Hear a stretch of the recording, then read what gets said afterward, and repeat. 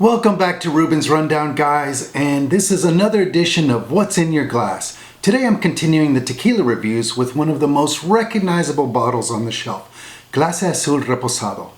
This one is known just as much for its presentation as it is for what's inside the bottle, and it's often regarded as a premium or high-end tequila. I'm pairing this pour with another favorite from my vintage glass collection, this Georges Briard lowball with the gold confetti design. Briard glasses are pure, mid-century style, bold, playful, and meant to be used. I've built a small collection over time, and I've done a full video on my Georges Briard glassware if you want to see more. Big shout out again to Greenari Vintage for introducing me to these glasses and helping turn vintage barware into part of the experience, not just something that sits on a shelf. Alright, let's pour. And as always, I like to take a sip before I say too much because first impressions matter.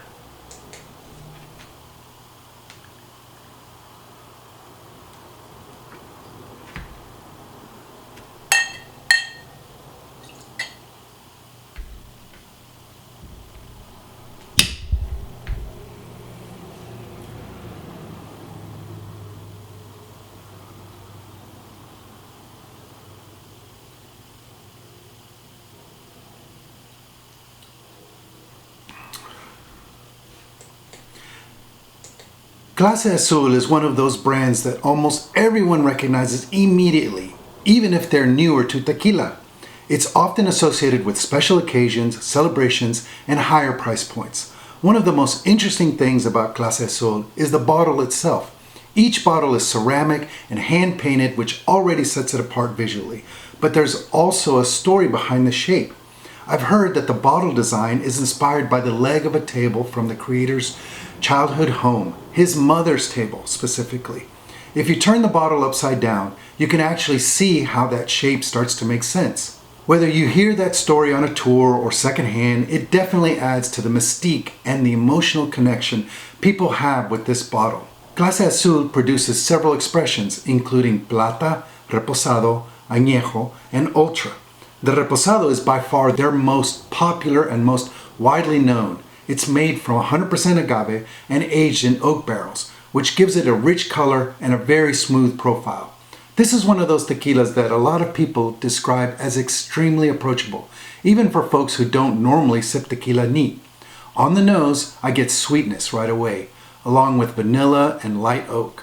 On the palate, it's very smooth, almost creamy, with notes of caramel and cooked agave. It's not sharp or aggressive at all.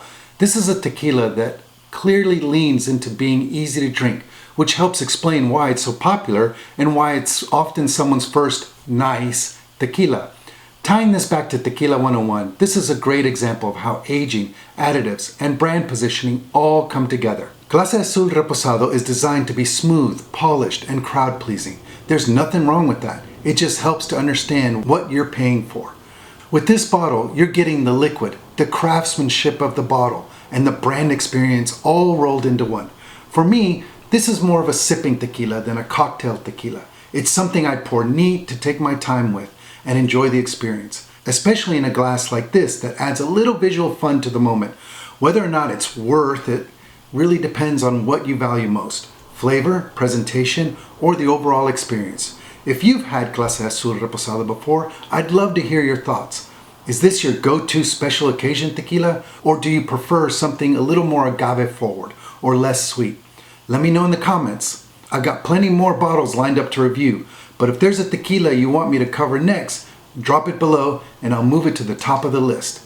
If you enjoyed this video, make sure to like it and subscribe to the channel. That really helps support the series and lets me know you want more episodes of What's in Your Glass. Thanks for watching, and I'll see you in the next one. Salud!